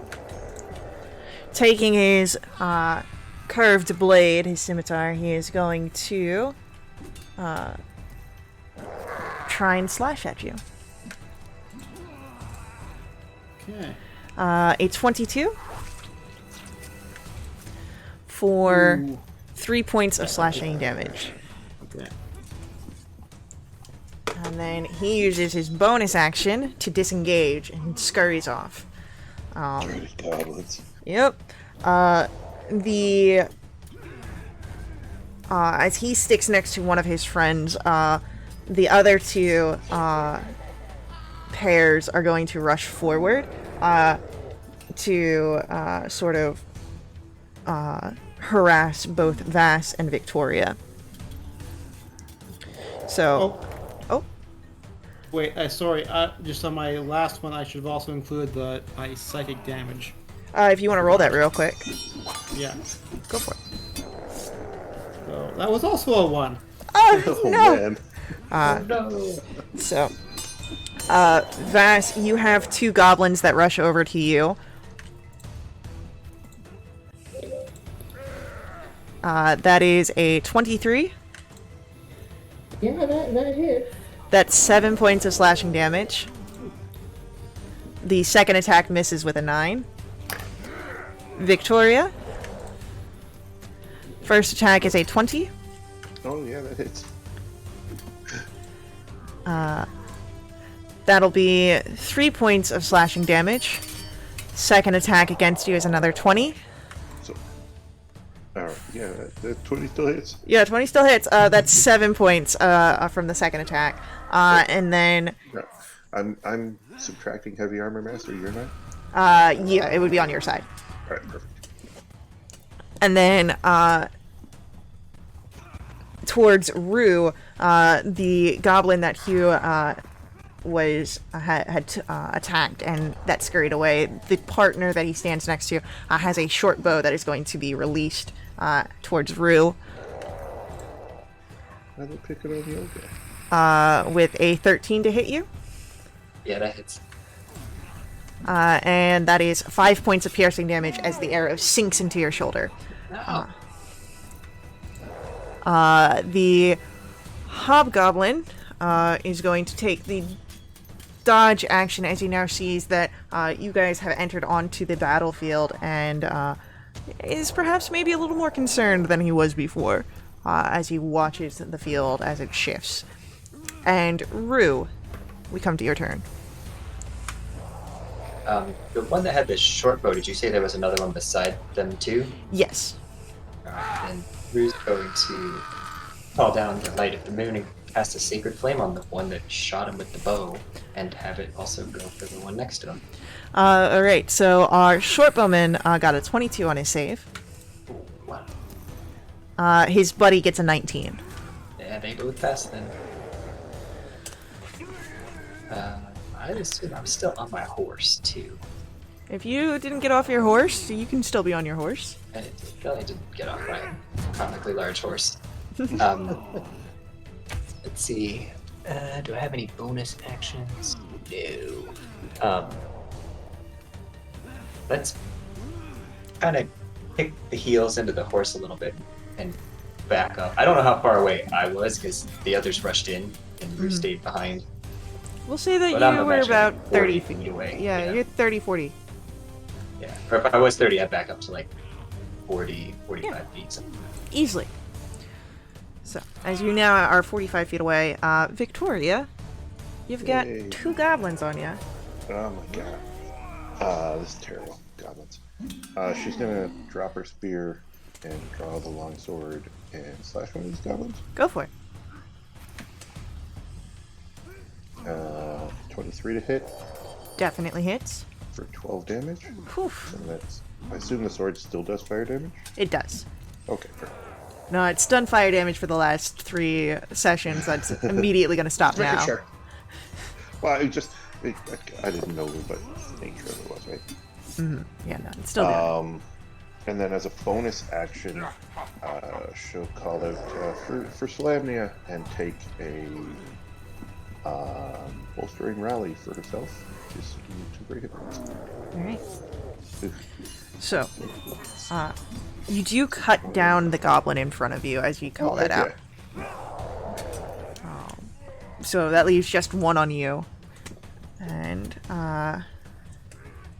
we've got some chaos that happens at the end. No chaos. Alright, so let's see what kind of chaos we've got. So, Vass, you have a bundle of thrashing cords that whip around you. I need a dexterity saving throw as it moves. Is this one of the contraptions? This is one of the contraptions. Oh my god. You are able to avoid being wrapped up for Victoria. Oh. Nothing happens to you this round. And for Hugh, nothing happens to you this round. But we come back to the top of the round. Vass, it's your go. You've got two goblins that are right next to each other, right on you. And a contraption as well. Lovely. Are any of, would either Victoria or Hugh be next to one of the, within 5 feet of one of the goblins that are in front of me? No. Alrighty. Well, Vass is going to take a bardic inspiration to do a slashing flourish. Ooh, I love it. So, I haven't done this before, but I guess I roll my scimitar. Right. That hits, and then you do your normal damage, and then you'll roll your bardic inspiration, and that will be applied to all of the enemies. Right, okay. So that's, oh man. Okay, minimal for the scimitar damage, and then, come on, D&D the end. A 5 to both of them. Alright. The one in front of you is looking real hurt, the one that took your first hit, and the other one bares its teeth and waves its sword. He's looking angry.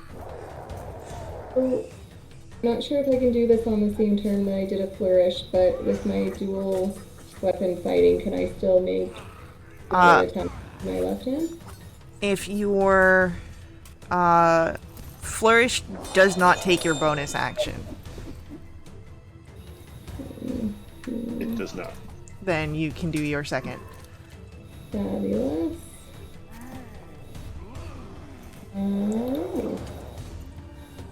And it doesn't matter which one I was aiming for because I missed. Oh no! So as you go to slash with your second, the goblin has their scimitar up, and there's the clang of metal, sparks fly.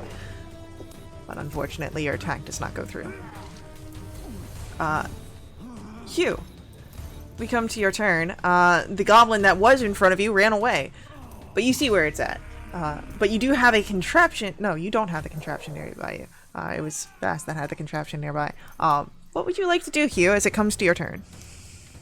Okay, can I get at that hobgoblin supervising things? You can get to the hobgoblin. I will remind you that he did take the dodge action, so attacks against him are at disadvantage. Okay, well, I feel like he's core of the problem, so I'm gonna take the risk. Vass will kindly remind you that you do have a bardic inspiration die at your disposal. Okay, attack roll, and what's the bardic inspiration size? D6, I believe. Well, with a 23, oh yeah, I have to do with it twice, so okay, disadvantage. So D6, Yep. eh? 11. 11. As your attack is coming forward, he brings his shield up, and your attempt does not go forward. He seems to growl over, speaking in Goblin towards the other figures here. It seems to be a command of some sort. But he snarls at you, Hugh. Anything else on your turn?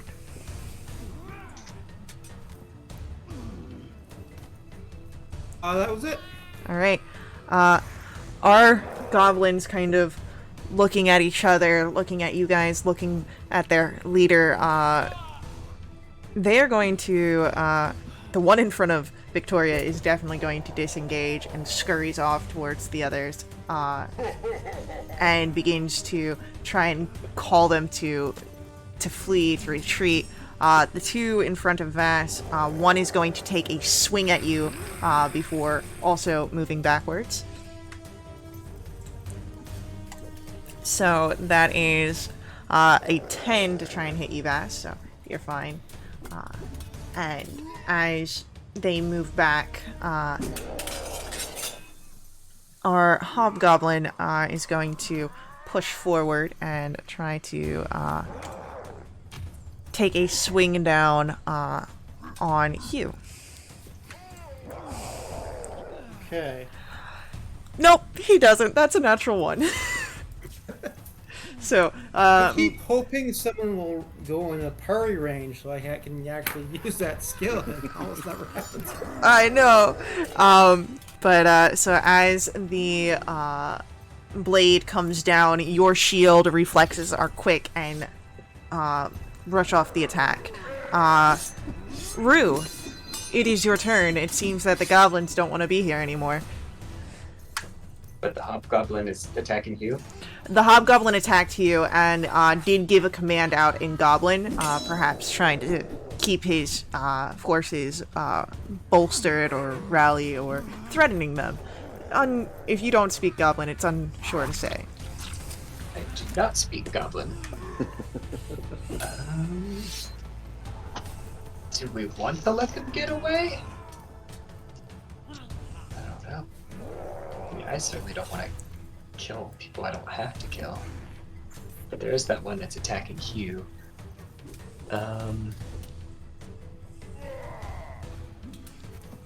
Let's get within 30 feet of it, like nudge the horse back forward a little bit, and then cast blindness on the hobgoblin. Okay. So to make a DC 13 con save. He succeeds. You see where the energies try to overcome his eyes, but he shakes it off. That is a 16 that he rolled. Ooh.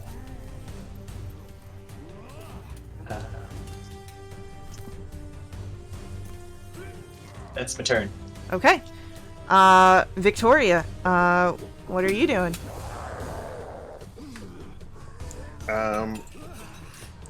Even the ones on Vass are running? Yeah, none of them have gotten away from your range. You can easily close distance to try and cut them down. I think if they're running, then I'll try and close distance with the hobgoblin.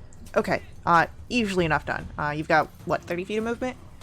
35, yeah. 35? Then yeah, you're able to, you could close distance and, you could even get behind him to close a flank. Sure.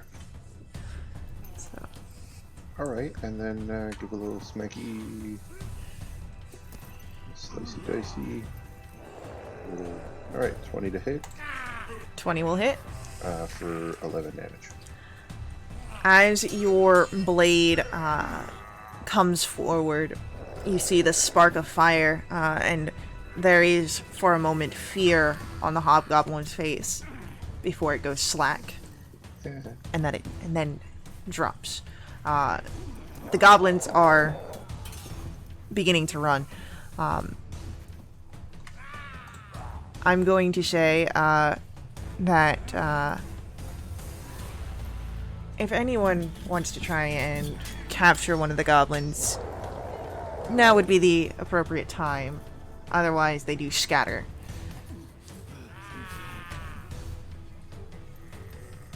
Might be smart, yeah. I'll try and catch one. Athletics. Probably should have not killed the hobgoblin, honestly, but... athletics says... 15. Alright, and Yeah, as the goblins begin to leave, one of the last remaining ones you are able to grab and a you see this figure squirming in the armor. Let me go! And you've got a steady hold on the goblin. Okay. I mean, we're going to take you in. And how hard we push is determined by you. You think that because you're big, you got privileges or something? No, because I won. I have privileges. See, a nervous look around. Go ahead, give me an intimidation, please. Ha. That stupid goblin. No, I'm gonna roll crappy. Oh, you know what? I'm gonna use that. I have that inspiration. Let's do that. Go for it. We love it. 19. Yeah, this goblin very much notices that the other goblins continued running, so he is all alone here. And that's very quickly hitting him. If you've got questions, he's probably going to answer them very quickly. Okay. She'll look to the others, and then she'll say to the goblin, "If you can give us any good information now, I'll let you go. If you can't, we're going to take you back to the city, and it won't be pleasant." And Hugh points out to the goblin that no one knows you're captured right now. No one will know that if you would talk. If you we let you go after you tell us what we want to hear. Understand? He nods. Good information. With Red Dragon Army, we were sent by the commander for a weapon.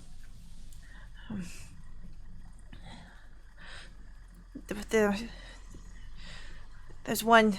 They're mostly humans. They pay well. One's a woman. Eyes glow like amber, but I don't know. And the army is northward. There's a burned village, and we were going to take the weapon there. How long have you been with the Red Dragon Army?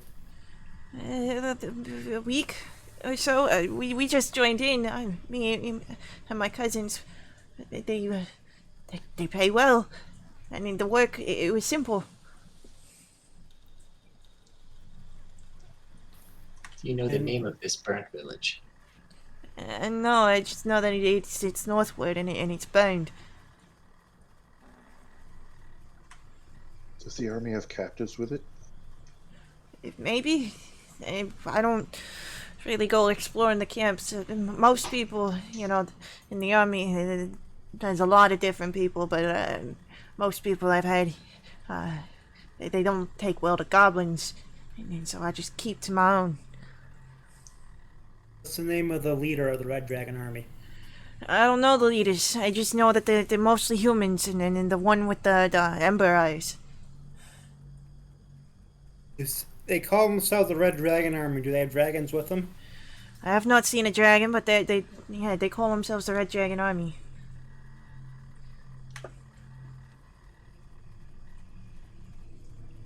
Okay, get out of here. And as soon as he's dropped, all four legs scurrying until he can stand up on his own.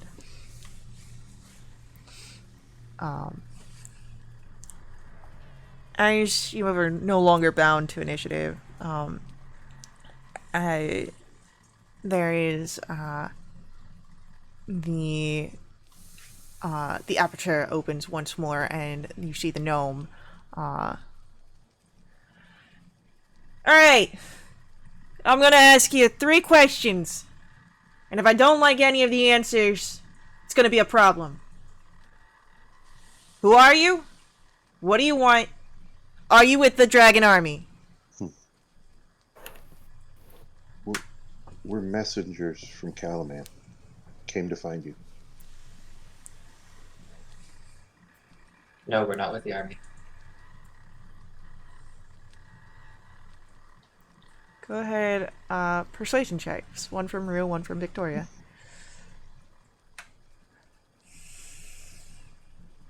Oh, yeah. That's right. Short to short there. From where she Taller short to shorter short there. and she looks over each of you. Takes notice of the lack of goblins in her yard. The clock face shuts.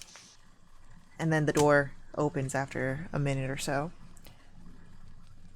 And there you see the gnome, who must be Tatina Rookledust, as she begins the cleanup of the different contraptions in her yard.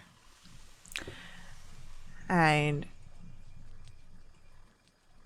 just over her shoulder, well, messengers, deliver your message. You ain't got all day here.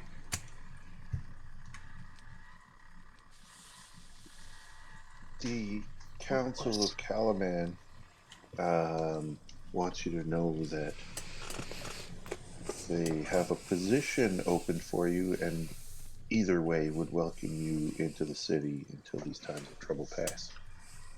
They also wanted us to ask you about a certain war machine we saw.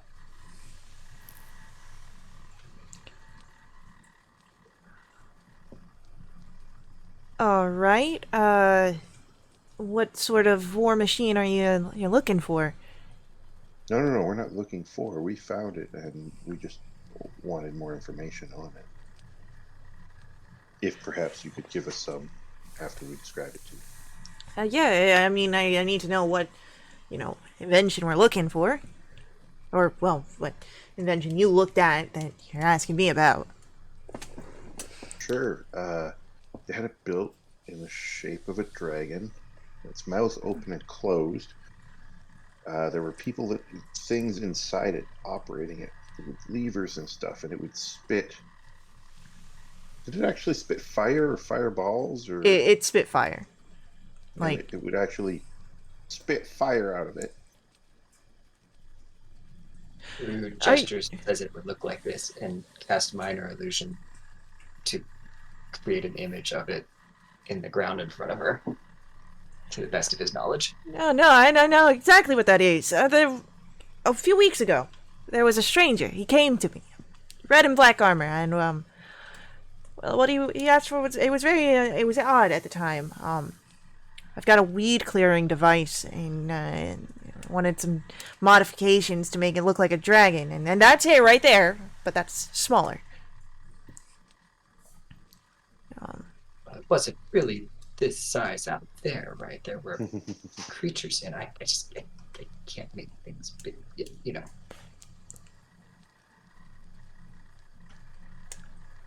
You designed their war machine for them? Well, I didn't know that it was a war machine. Like I said, that's a weed clearing device. Oh.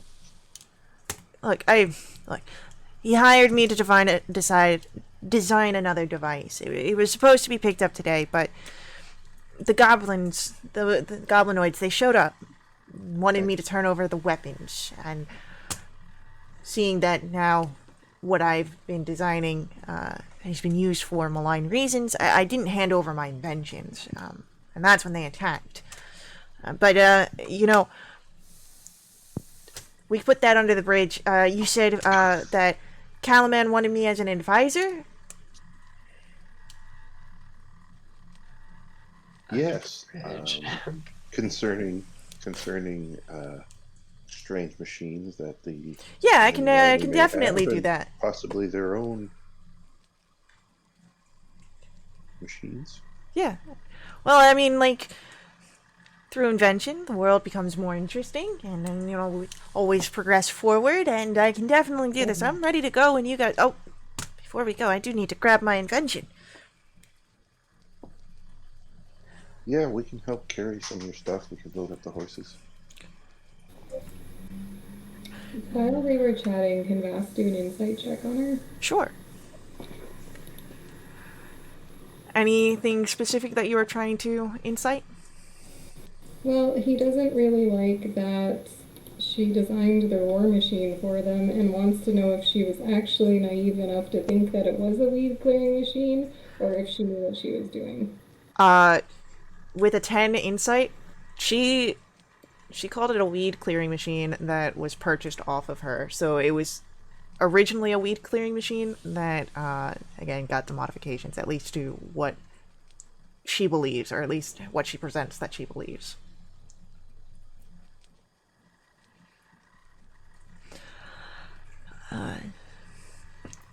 As she goes to collect her newest invention,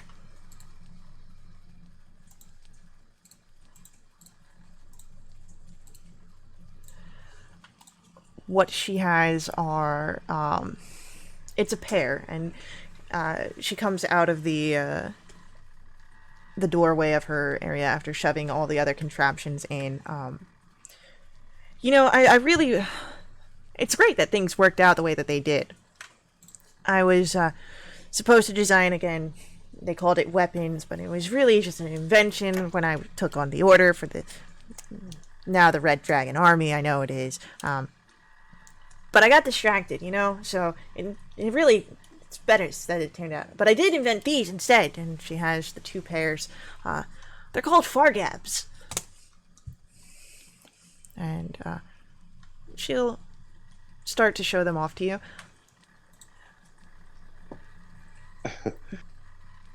Victoria will let other people get those shown off. She won't get too near the gnomish invention. Yeah. So she starts talking about it, no matter who's nearby. You see the backpack-sized devices have matching numbers engraved on them, and they, and as she explains, yeah, they allow for communication. It's over a long distance using something I like to call radio frequencies. If you are wearing a fargab, you can use a bit of just ingenuity. Just speak into the mouthpiece. Short messages are the work best. Everything else kind of gets lost over the static. And then the matched fargab, if it is within 18 miles of you, will pick it up. And it comes out of these speakers right here. You can hear it from 10 feet away. So if you're, in camp and you gotta, take a step off to the side, you'd still be able to hear the message if you're waiting for it.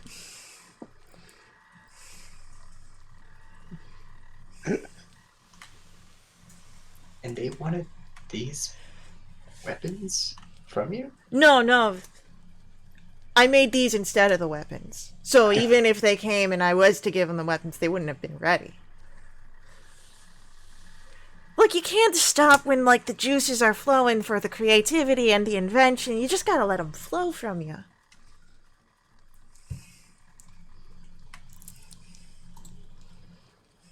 It really sounds like one of my rock gnome cousins. Oh, you've got cousins that are... Maybe I know them. Distant cousins, but yes. I cannot come up with a rock gnome name off the top of my head to save my life. That's why you've got the name generator always up. FantasyGameCreator.com. I wasn't expecting to have cousins in my backstory. But there were some. And gnomes, right? You've got as many gnomes as gnomes got names.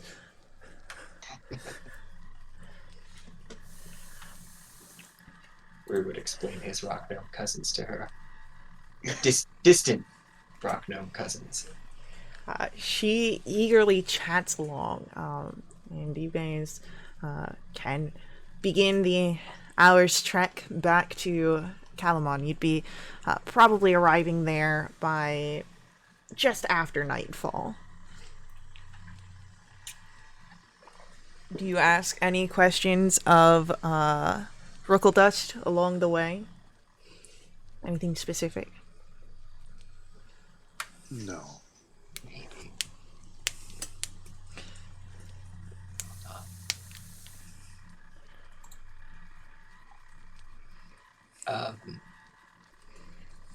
Rue would take out a trinket from his pouch and show it to her.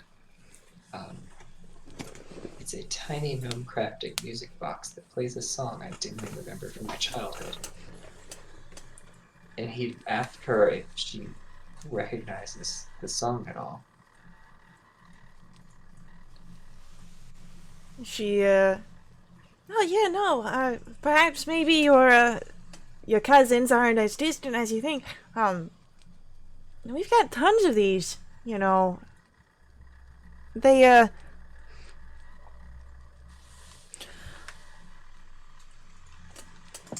back at, Mount Nevermind, tons of these are made, and, it's just that's the standard lullaby that they come playing through. I mean, you can always get other ones that play different, more specific songs, but no, maybe one of your distant cousins came by and dropped that off for you as like maybe a gift while you were growing up. Oh, wonderful. Thank you. Yeah. Rue just kind of like listens to the short tune that this music box plays like on repeat for like the next 20 or 30 minutes. Yeah, totally. You guys all just hear like every so often the crank of the calliope and then the little music box. When you don't hear that, you hear the crackling and static of the fargabs that Tatina has given to you guys. What was that, Vass? Vass is really interested in the Fargabs, so he would, as they're walking back, he would try and find out everything he can about how these worked. She goes into extreme detail from how she came up with the idea to how the antennas grab the radio frequencies, goes into talking about the frequencies, and any question you bring up, she answers very quickly, gets back to where she was, and so on and so forth. So you all just kind of get like this impromptu, like very niche lecture on how the Fargabs came to be and how they function.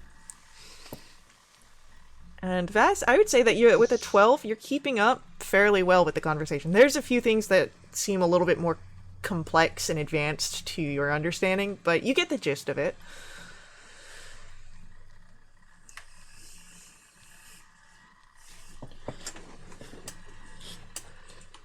Victoria, how much of this is hurting you? It's hurting. It's hurting.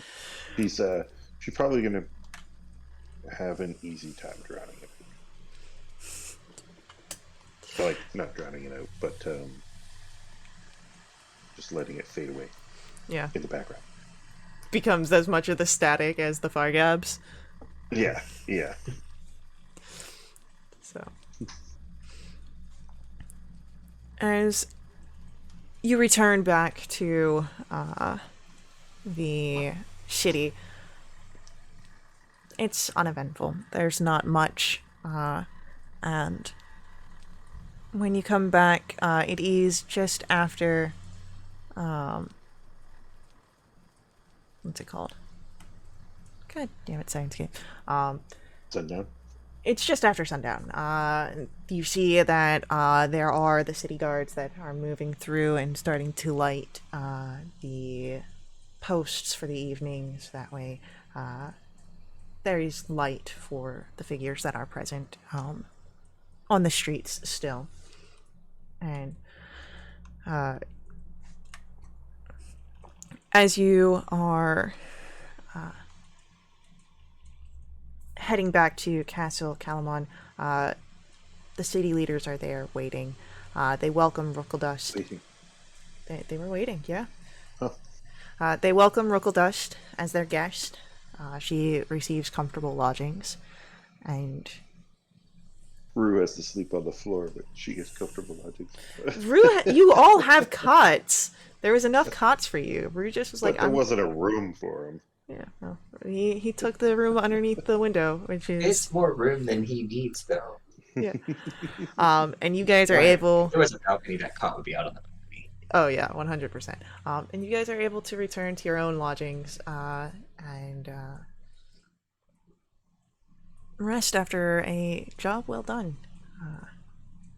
Now with a set of Fargabs.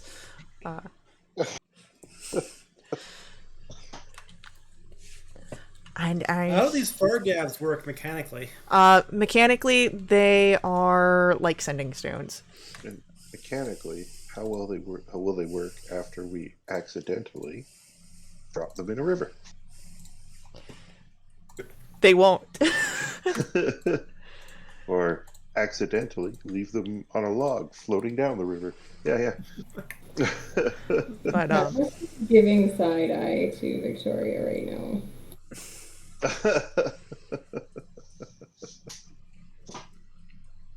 As far as Hugh's concerned, he thinks of this as, he can tell it's a different flavor of wizardry, but he basically considers it the high technology, the same thing as wizardry.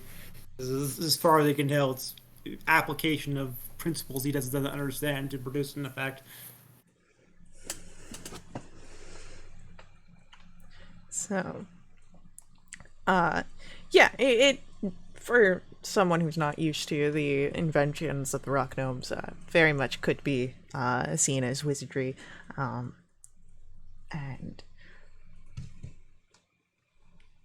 again, there is that soft static hum when they are not being utilized, but it's easy to fade away, and you can always keep them in a different area.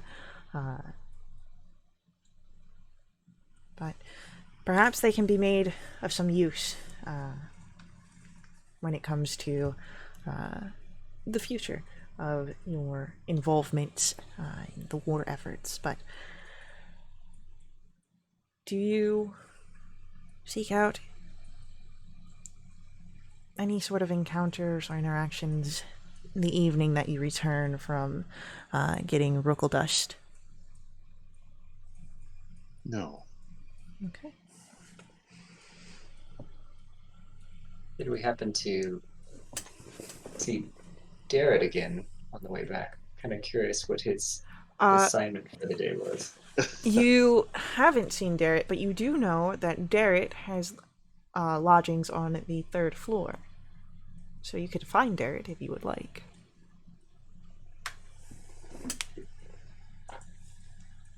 I don't know if that's necessary. I think Rue's his suspicion was more like Darrett's like, I've got stuff that I need to do, and Rue's imagining that he's just got posted on like a door as a guard. And hopes that maybe he had something better than just being a door guard for the day. He's running errands for that one that makes you run errands. Fetch me more pie, Derek. You always know where the best pies are. Pie boy. Errand boy. Darrett only brings pie to his friends. Mm-hmm.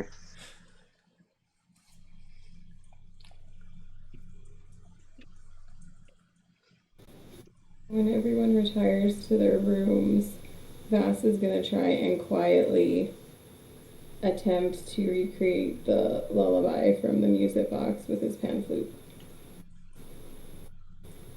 Go ahead, roll for me. I want you to roll for me a history check for this.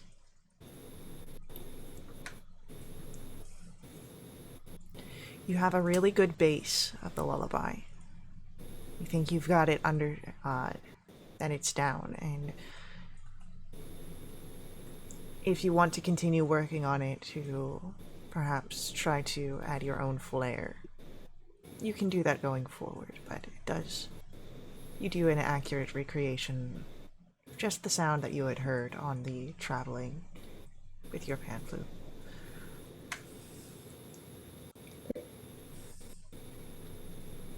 And Rue, I hear this. you would have heard, because your room is the common room, so yeah, you would have heard it.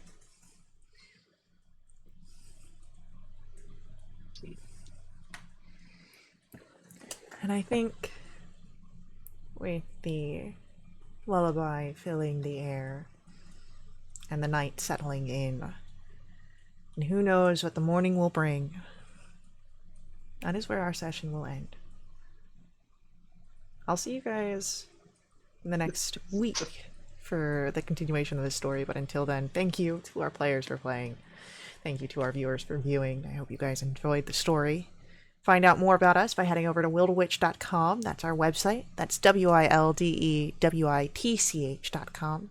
It's got all the ways you can find us on the internet, all the fun things we've got going on, and of course the invite link to our Discord where you can join us and play in some games yourself. We also thank you to Syrinscape, who provides our background music, our ambiance, our sad trombone to be played at dramatically appropriate times. You can find out more about Syrinscape by heading over to their website, Syrinscape.com, and see what they can do for your table. They're a pretty cool tool. With that, see you guys in the next stream. And as always, may the ever-burning light ever guide your steps. Laters.